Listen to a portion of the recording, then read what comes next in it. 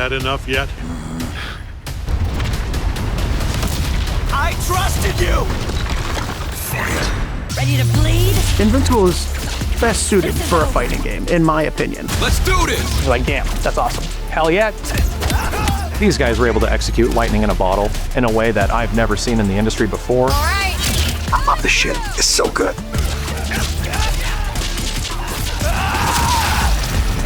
I can't wait for the fans to play this game. I'm not your son anymore! I'm the guy who's going to throw you off this planet for good. I love you, Eve. If you make me hurt you, I'm not holding back. My first impressions of playing Invincible Versus was a huge moment for me. Oh yeah. I've had a lot of like really cool experiences. I've been on sets and watched my comics get turned into TV shows. But to see the characters of Invincible in a fighting game, I don't know, it was so magical and so exciting. I cried.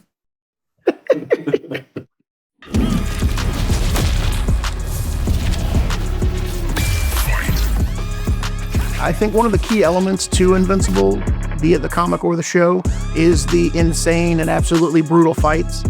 It's kind of our marquee thing, and we do these absolutely epic battles that you experience on your couch that hopefully are blowing you away. But this game is really the first time that you can actually experience these and feel them as you're living them. And to be honest, some of the fights in the game can get kind of more intense than the things that we've been able to accomplish in the show, which is really exciting for me. It's something that dials up the intensity of action, the intensity of violence, the intensity of combat. And to me, one of the most impactful things in a fighting game is your first impression. And that's the thing that my brain always goes to. Like when you press buttons, when you do stuff, what is the response? Dude, this big dude. Oh my God, that assist is crazy. And yeah, watching a character, you know, a 3v3 tag fighter with so much gore, that's like the first thing that was like, wow, this is different. This is something I've never seen before. Like most fighting games nowadays, you don't have the opportunity to create something completely new, right? Most of these fighting games that exist, they're very high in the iterative number of whatever their series is. And if you deviate from that too much, the fan base kind of revolts against you. They're like, dude, that's not my same game that I'm growing up liking. But in this opportunity we have, we can do whatever we want, right? I think what the FGC is looking for kind of is similar to what other people are looking for. It's just like, give me something new. Give me something I haven't seen before. Especially people that are fans of Invincible, they're gonna be like, oh wow, I've never seen it in this light. I am ending you. I see it all now. Every single molecule. I'm the narrative director on the project. That means that it's my responsibility to make sure that this game is a kick-ass story, that all the characters sort of like shine through, feel authentic to the Invincible universe. Cower before me, half-breed. Still is ready to be on a full-blood Viltrumite. There's a lot of fighting and a lot of matchup that are really cool. It really works as a fighting game, but I think the coolest thing about it is that there's a lot of matchups that never really occurred in the comic or the television show, and you actually get to see those in a fighting game, which is really exciting to me. Building this game, it was critical to be authentic to the IP. So when you take a character from the show or for the comics and you examine their personality, like the way that they move, the way they react to others, you look at what are the opportunities where I can translate that and really amplify it. A lot of times what we'll do is we'll break down scenes. We'll look at like, would they move like that? Does Mark have that ability? Would he do that thing? How would he respond to someone if they defeated one of his teammates? How would he introduce himself to someone new that he's never met before? Or someone he's quite familiar with, who he thinks is, you know, downright fucking evil? Sorry for the F-bomb. One of the things that I found it most challenging in terms of figuring out our characters and environments is how we make them feel unique. We do want the characters to have the same sort of body type, the same overall proportions, the same silhouette. But then at that point, when you get to that baseline, it's a question of how do I build upon it? How do I add those secondary and tertiary details from the rips in the clothes to the blood stains to the smaller details in the hair and the facial features. We want it to feel like Mark through and through. And that's exactly why it's exciting, because it's a challenge. Skybound is a really hands-on company, and it just adds a level of authenticity that I think is kind of unparalleled. So we're still doing some polish on it, but that's probably gonna be one of the bigger ones that we do. We really wanted to stand out with. That's amazing. I got the Skybound, and I was catching up with Mike Willette, and I just said, what was the happiest time in your career? And he said, working on Killer Instinct, Double Helix Games, making a fighter with the most talented people we know. I said, hey, Patrick, I want to start another studio, and I want to work on combat, fighting games, things that we love, things that are part of like our DNA. And he's like, that's my dream. That's what I want to do. We decided to call the studio Quarter Up. It pays homage to an era that we came from, like the arcade era. But it's really a statement that says like, we're here and we're up for the challenge. We got next. I've been working with Mike Willette, our EP. I just watched season 1 of Invincible because he had mentioned, maybe you should watch this. And I was like, the characters are there. They're amazing characters. They're characters that are going to really shine in a fight game. And so for us, that was a lot of the hard work is kind of, that part had been done already with the IP. Now we just need to make it. And so we started reaching out to everybody. Essentially, when Mike Willette calls, I pick up the phone. He's a guy that I love working with. I was aware of Invincible. I was just like, oh my God, what don't they have? Kaiju, superheroes, monsters, an elephant man. I mean, it's just like throw a rock, you're gonna hit something amazing. So it's good problems to have, right? So when Dave and Mike reached out to me, I thought it was a pipe dream at first, but I'm like, oh really? They're like, is that a real thing? And I'm like, I am very much interested. Like, I am super down, like, I'm in, let's fucking go. And then that doubled when they told me the project, Invincible, as a fighting game. And I'm like, oh my God, because immediately as soon as they said those words in that sequence, like, I just started thinking of what we could do. Learning that all the same folks that put together one of the most impossible games, now one of the most well-received fighting games of all time, is working on another fighting game, it's kind of like a dream come true.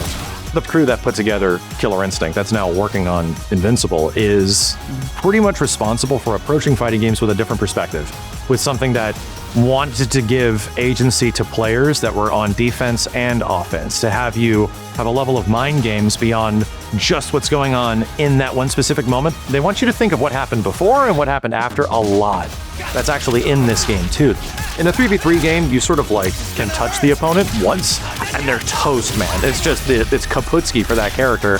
I really dig the fact that there's so much defense and offensive options in this game. But the commitment to having a full 3v3 tag fighter from, a developer that hasn't done that before leads me to hope there's going to be a whole bunch of new concepts and things we haven't seen. The process of building this team, it's been fun, but it wasn't just getting a bunch of all the old heads back together again. It's finding new blood, people that either tied to the FGC or hyper talented and really passionate about their work and what they do and about the IP. Fan art is actually how I got this gig. As an artist, I'm always gravitate towards characters that I find interesting. My relationship with Invincible was pretty much love at first sight, both in terms of the characters, but also just the animated sequences, storytelling, the world, everything just felt super unique. And one of the things I'm most excited about this role is the opportunity to take these established characters that you've seen in the comic and you've seen in the show and find a way to make them feel like an inherent part of the game that we're creating without jeopardizing what made them so great to begin with. I've been a fan of Invincible since I was, young. Like, not that I'm old now, but I've been a fan of Invincible forever. And I've been reading these comics like since the beginning, and I just know them like the back of my hand. And so there's all these like little tidbits and things that I'll pick up on that you might not even ever think about. And so a lot of times people are coming to me with questions like, where Mark can bleed from? Like, does Mark bruise? How much blood can we have? Like, where is that blood coming from? It's usually the orifices. It's always the orifices. Mark, action. Is that right? I don't know. Never got to do that before. I've done a lot of weird stuff, but not that. How I got involved with Invincible Versus is a pretty crazy story. Mike here, Dave, also with Dave, and we're going to be doing an FGC first look, very first look with Rip.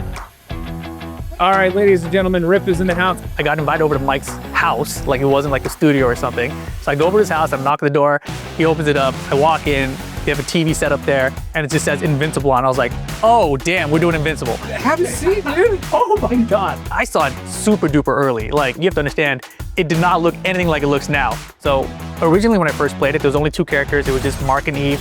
And it was supposed to be attack fighters, 3-on-3s. And then I remember I went home and I came back for the next test and I was like, you know, I had the shower thought where I was like, you guys are the KI devs. Why don't you guys bring some of KI into attack fighters? Because that's never been done. So then the next one I get a DM from Mike Willette. He's like, this could work. He's like, you should apply. Invincible is blood again. Which is like so missing in all the team fighting games in general. I'll take a sip of water when I goddamn feel like I need to take a sip of water. I don't need you directing me on when I take a sip of water.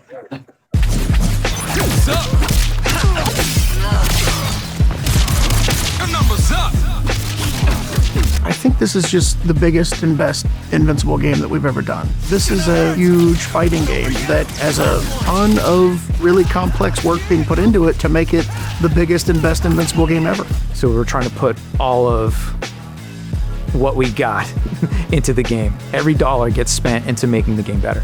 We love the world that's been created by Robert, Corey, and Ryan. And everyone understands the mission, like what we're trying to do.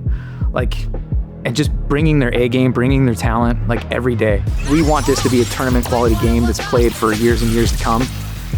So the way that we look at it is it has to have compelling systems and gameplay and hype moments. It has to have art that is not just evocative of the IP, but will stand the test of time on its own. When the FGC gets their hands on the game, what I hope happens is they get a ton of excitement. They get to see familiar faces that they want to dig into. And critically, I hope they go, oh, I want to lab this game. I want to lab this game for hours. That would make me so happy. It's not just the hype and excitement from like doing big combos or the brutality, but for them to really want to dig into the systems that are there. Because I think that's what's going to keep them there for the long haul. Oh, that was sick. That was sick. And I don't mean just satisfied or like, oh, that's great. It's like, no, it's got to be fantastic. It's got to blow people's socks off. Just fucking die!